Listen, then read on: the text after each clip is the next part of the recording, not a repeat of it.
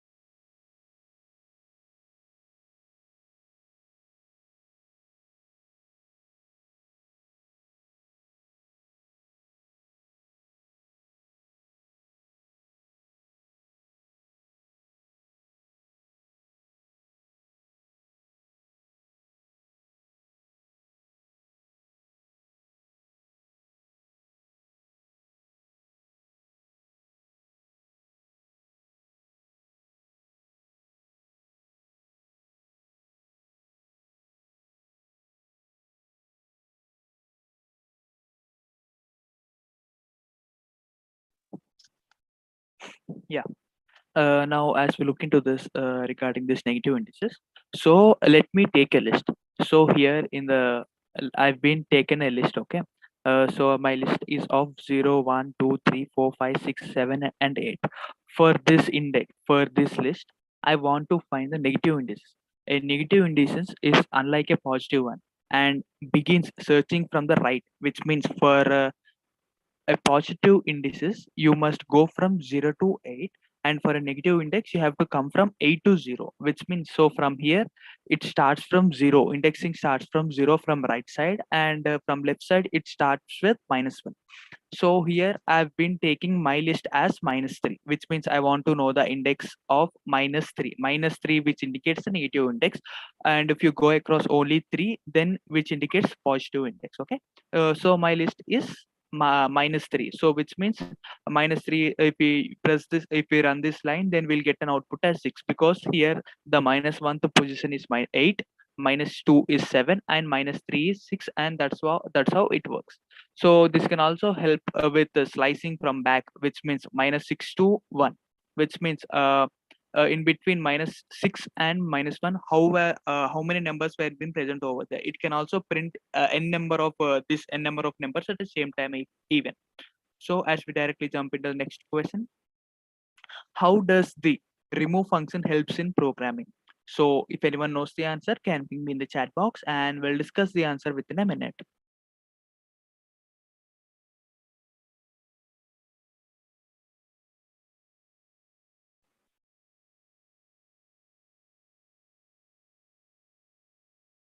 Yeah, Prajay, you're right. The last characters will be a string, right?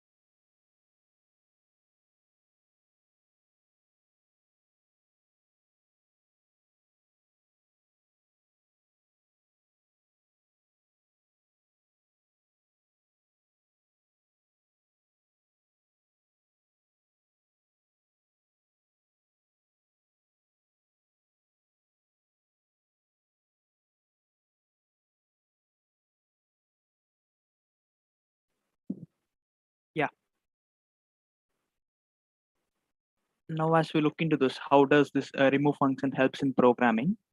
Suppose I have been taken an example here, which means I have taken a list which is of apple, banana, and cherry. So if I use this remove function from this list, the list dot remove banana, and if I want to print this list, then my output will be of only apple and cherry because I've been removing this banana from the list. So only the remaining two variables will be printed in the output part. That's how a remove function helps for us. Uh, Subham, Prajay, and Rakesh. Yes, it helps to remove an element from. Yes, that's right. Yeah. So as we jump into the next question, what is a Python set? So if anyone knows the answer, can ping me in the chat box, and we'll discuss the answer within a minute.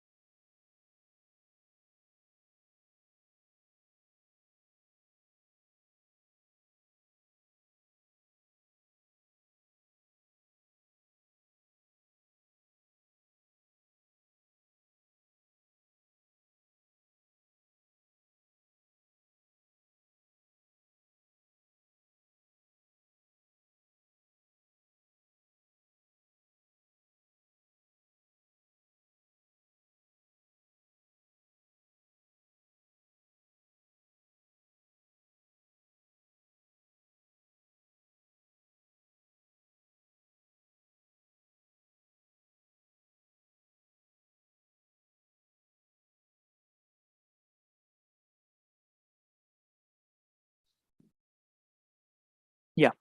Now, as we look into this, what is Python set? Yeah.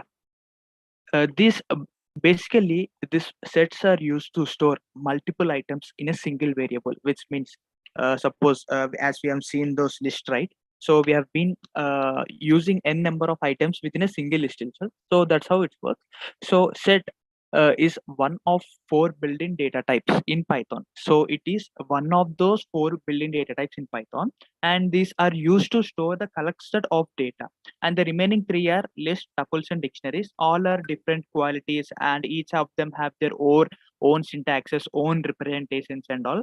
So as we comparatively we go across this list and tuples, list are mutable objects, whereas tuples are immutable.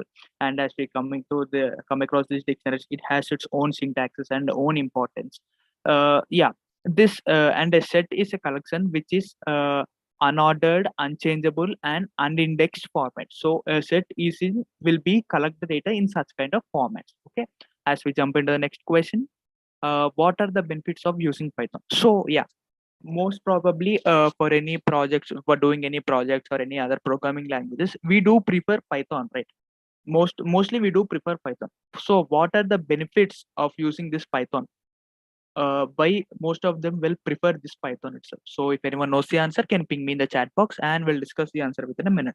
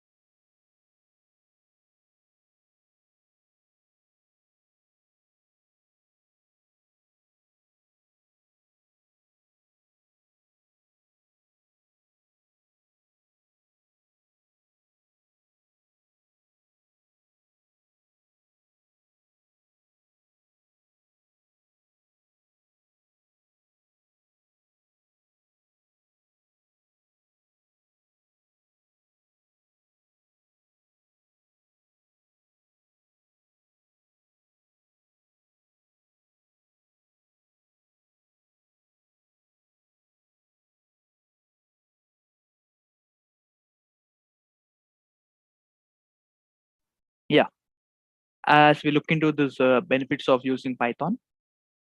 Yeah, it is easy to use. It is interpreted language. It is dynamically typed language. It is free of cost and open source. Extensive supports for libraries and portable. It is independent language, which means you can use if you save that program, you can use in any kind of platform. So it is very less of cost. So these were some of the benefits. It is very fast. It is very dynamically typed. Okay, so these are some of the benefits why to prefer this Python. Okay, as we jump into the next question, what are the differences between .py and .pyc files? These are the extensions to save these Python files. So what were the differences between them? So if anyone knows the answer, can ping me in the chat box and we'll discuss the answer within a minute.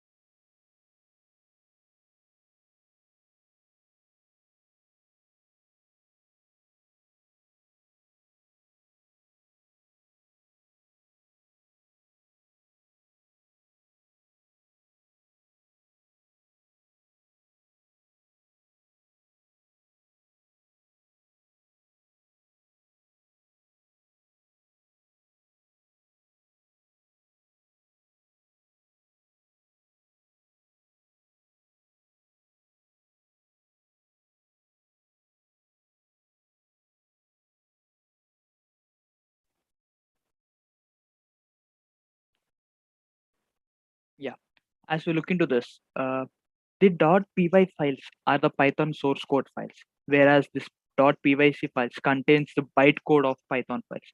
This .pyc files, they were created when the code is imported from some other sources, which means when the code is being imported from some will be converting this code, right? So while converting them, while importing them from one source to another source, these .pyc files were created, and and the interpreter, it directly converts the source py file to .pyc file, which helps by saving time. Which means it directly converts .py to pyc, which helps to saving time. That's it. Yeah, Shubham, you are right. This is a source file and it contains some bytecodes. So let's jump into the next question. What is slicing in Python? So if anyone knows the answer, can ping me in the chat box and we'll discuss the answer within a minute.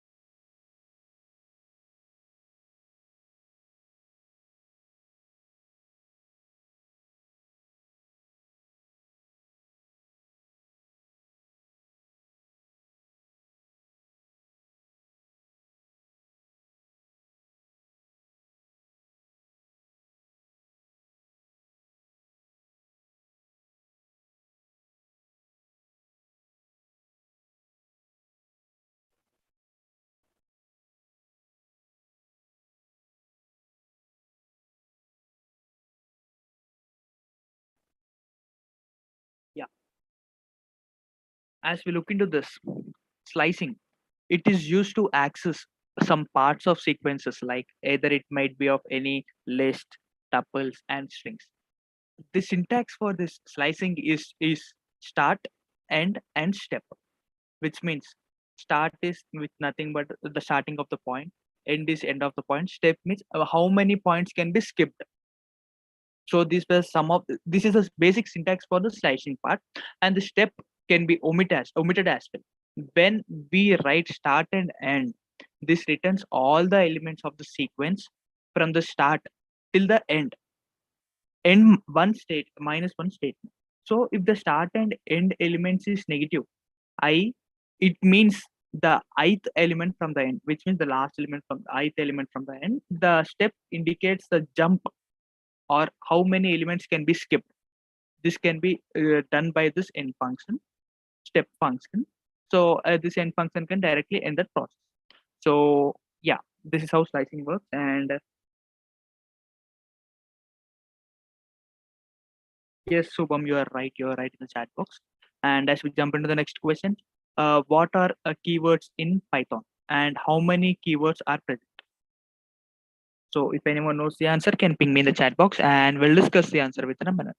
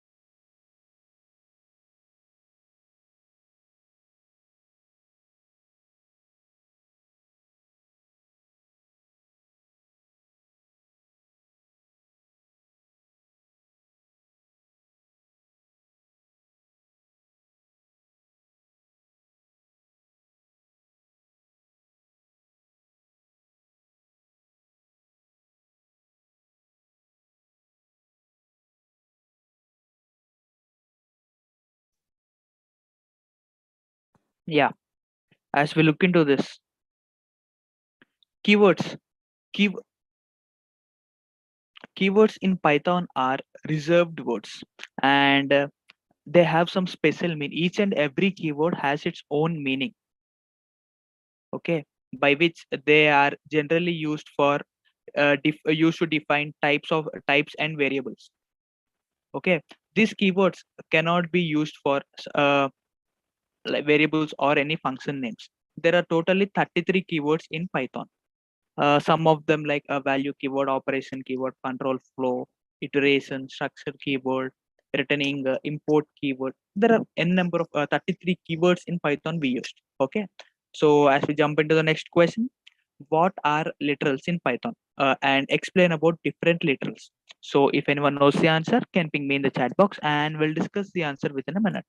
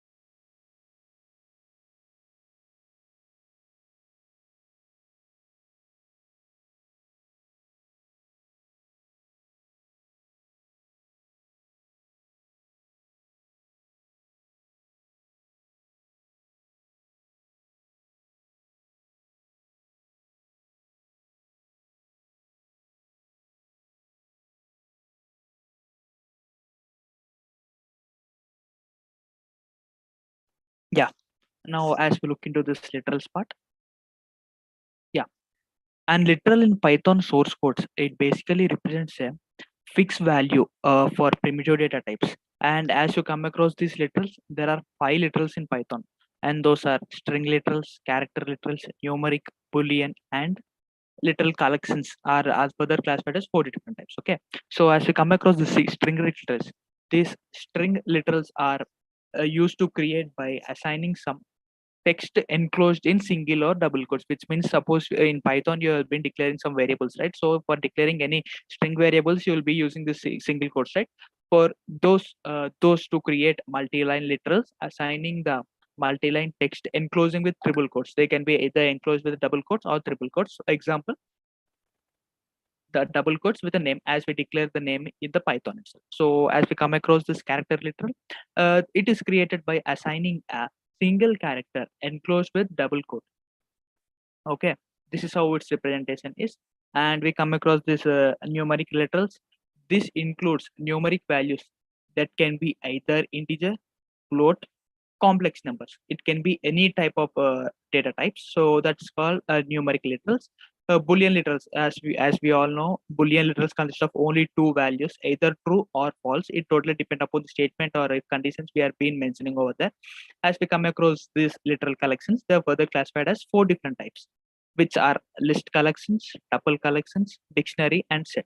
So these were the representations, and these were the syntaxes for them, how the for how this is they use. Okay, and yeah, and this at the last we do use a special literal.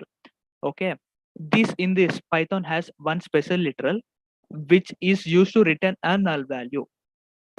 Okay, these were the literals, and this is about literals. Okay, as we jump into the next question, how to combine data frames in Python. So if anyone knows the answer, can ping me in the chat box and we'll discuss the answer within a minute.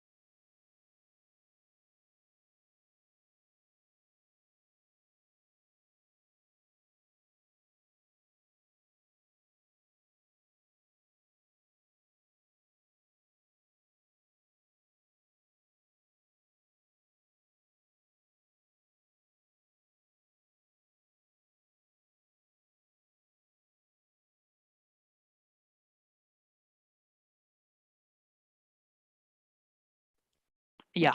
Now, as we look into this, how to combine these data frames in Python. So yeah, the data frames in Python can be combined by the following ways, which means by concatenating them by stacking the two data frames vertically, and by concatenating them by stacking the two data frames horizontally. We can concatenate those stackings by either horizontal or vertical, and combining them on a common column, which is this is referred as joining. Concatenation function is basically used to concatenate two data frames, and this is the syntax for this, which means pd.concat open parenthesis with square braces, the data frame 1 and the data frame 2. You have to mention in this is the syntax for it for the concatenate function. So yeah, as we jump into the next question, what is Python path? So if anyone knows the answer, can ping me in the chat box and we'll discuss the answer within a minute.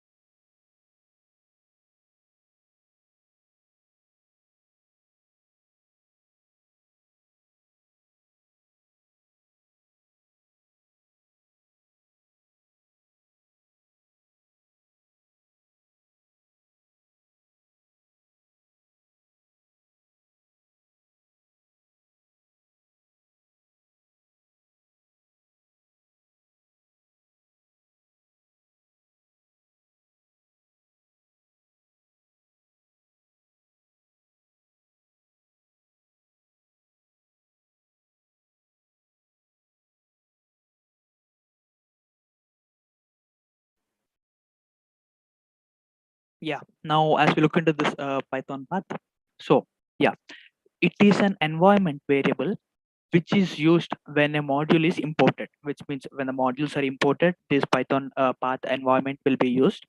And whenever a module is imported, Python path, it also looks up to check for the presence of any imported modules in various directories, which means this interpreter used it to determine which module to load. Okay, so there are a number of libraries, and to check those imported functions, it directly checks those modules and in various directories, and just to use it to determine which module is to be loaded. Okay, so as we jump into the next question, what are local variables and global variables? So if anyone knows the answer, can ping me in the chat box and we'll discuss the answer within a minute.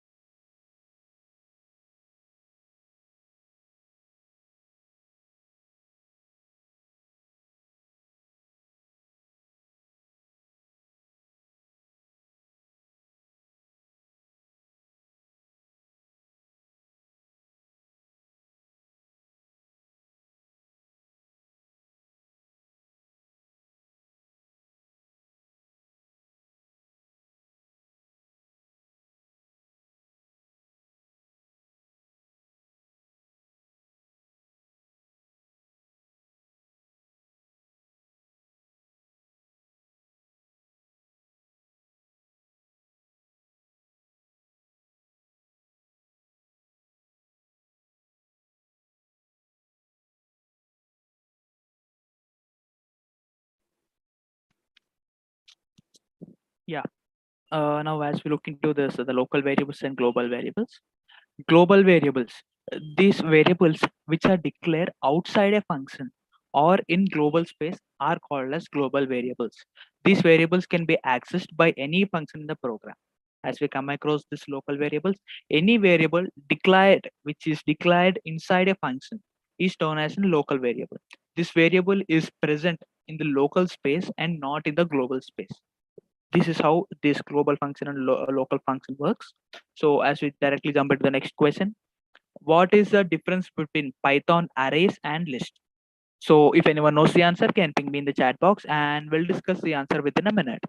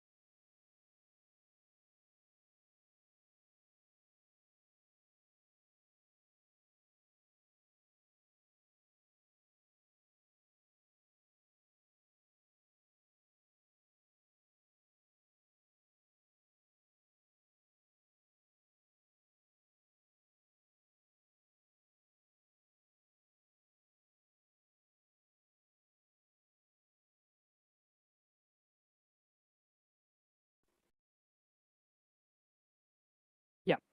Now, as we look into this, what are the differences between this Python arrays and list?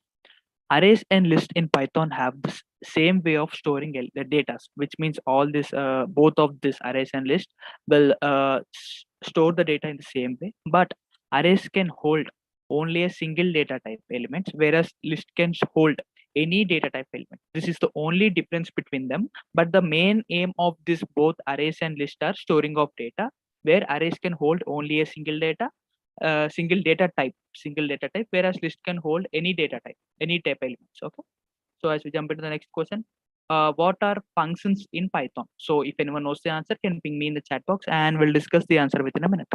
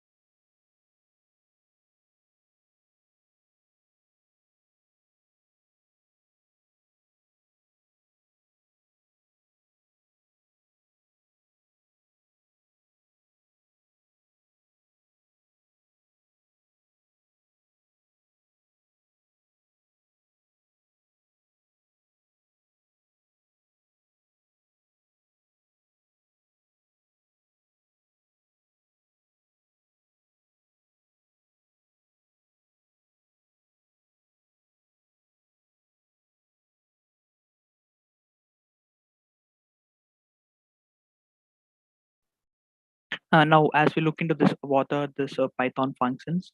Functions in Python. A function is a block of code which is executed only when it is called. Which means if you want to execute these functions in Python, first of all you have to call them. To define a Python function, def keyword is used. So this def to define any Python function, you have to use this def keyword, which means define.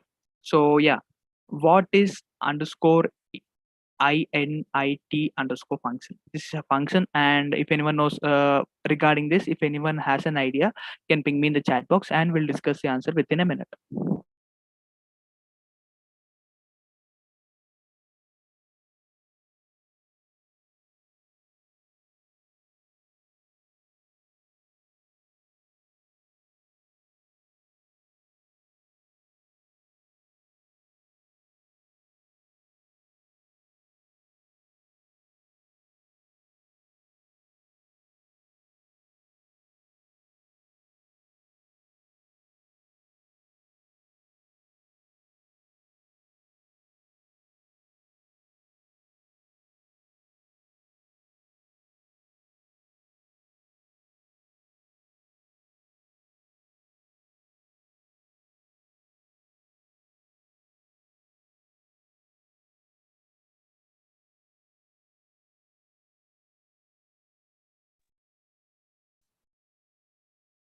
Yeah.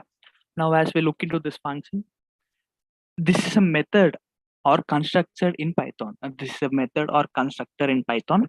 This is you automate. This is used to automatically called to allocate memory when a new object or instance of a class is created. Which means if in Python, if there is any new allocation of a new object or instance of a class is created, then it is called. So all classes have this init method. Okay. As we jump into the next question, what is self in Python? So if anyone knows the answer, can ping me in the chat box, and we'll discuss the answer within a minute.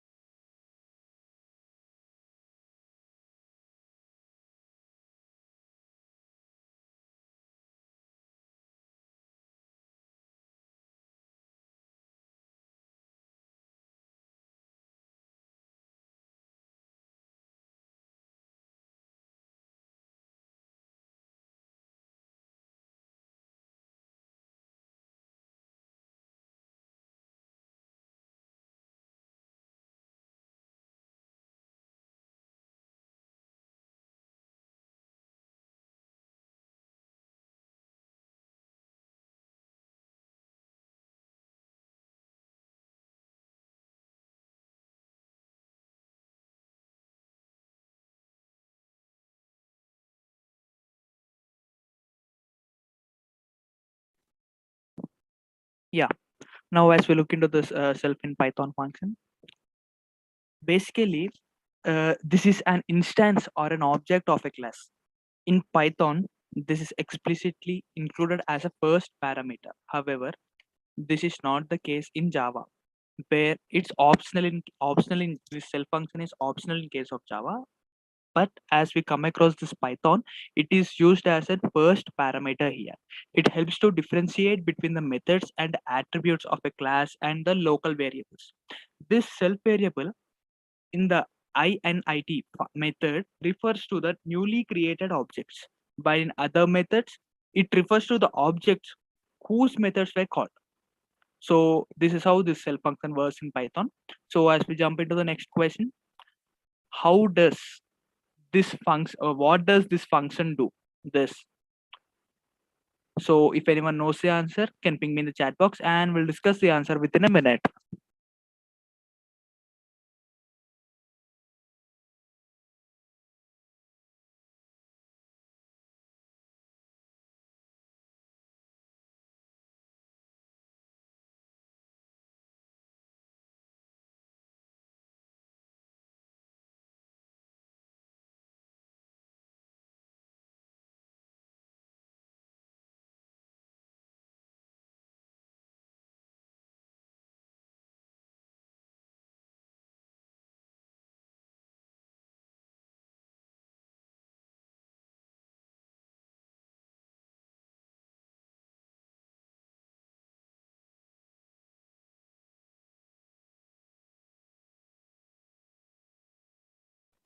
Yeah.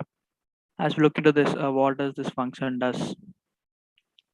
It is used to reverse the order of an array or a sequence. Suppose if you are being importing this array function as AR array, and you have been taken a string 1 to 5.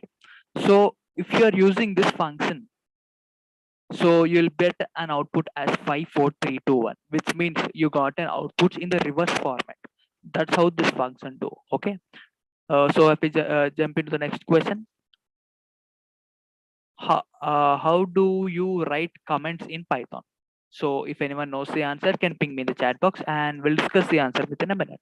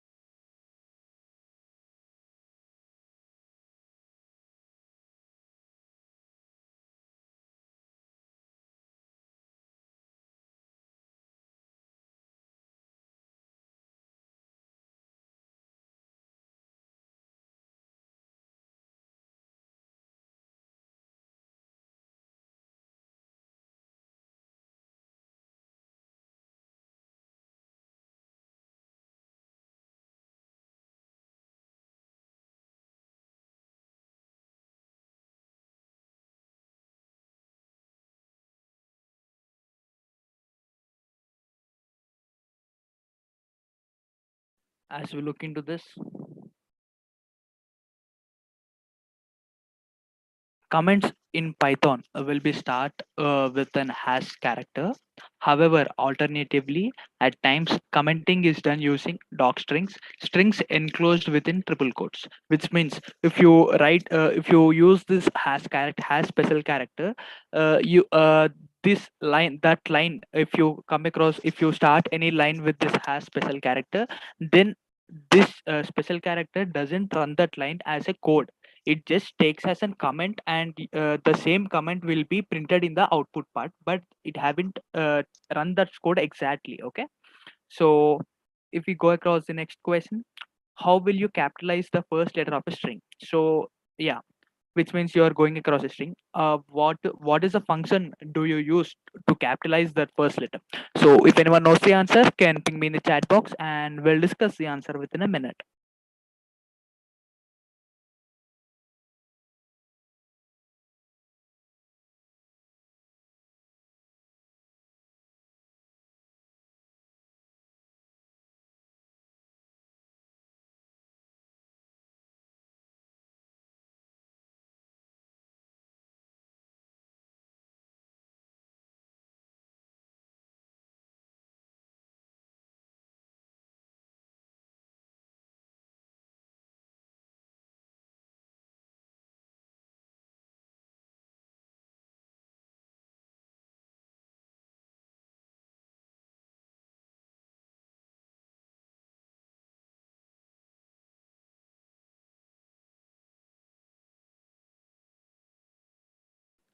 Yeah.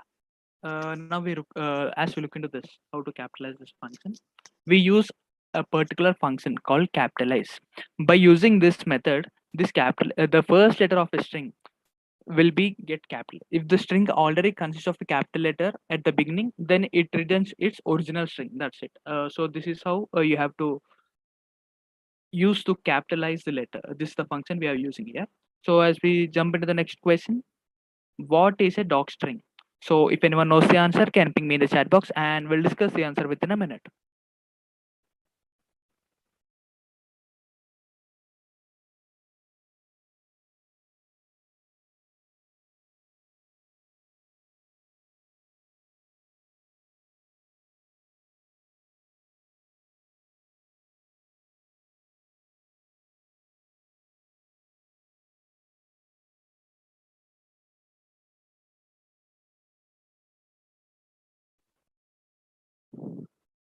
Yeah.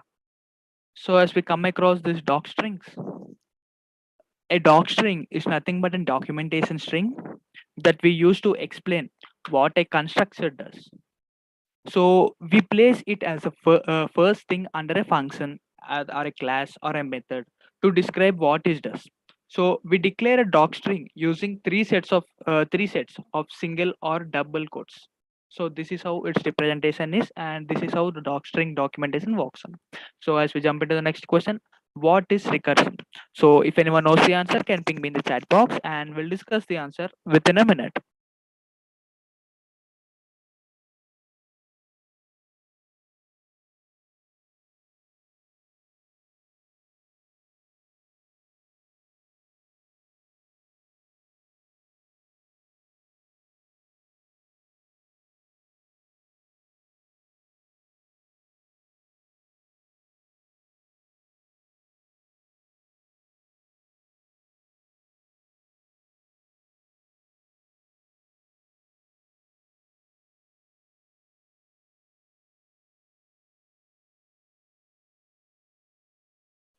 Yeah, as we look into this, what is this recursion?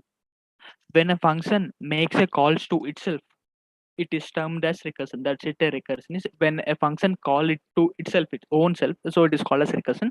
But then, in order for it to avoid forming an infinite loop, we must have a basic condition. That's it. So this is how the recursion work. So as we jump into the next question, how is Python differ from Java? So if anyone knows the answer, can ping me in the chat box, and we'll discuss the answer within a minute.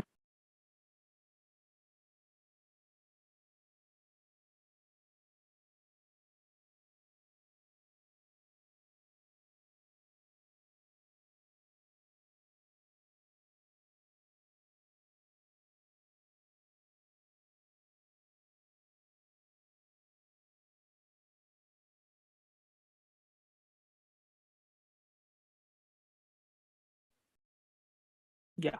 As we look into this, yeah, Java is faster than Python. Python mandates some indentations. Java needs braces. Python is a dynamically typed language, whereas Java is a statistically typed language. Python is simple and concise. Java is verbose. Python is an interpreted language. Java is platform independent language, and Java has stronger databases access with JDBC. So these were some of the differences between as compared to this regarding this both the programming languages. So yeah, that's it for the day, guys. Thanks for watching. So we'll meet in the next session. Goodbye, guys.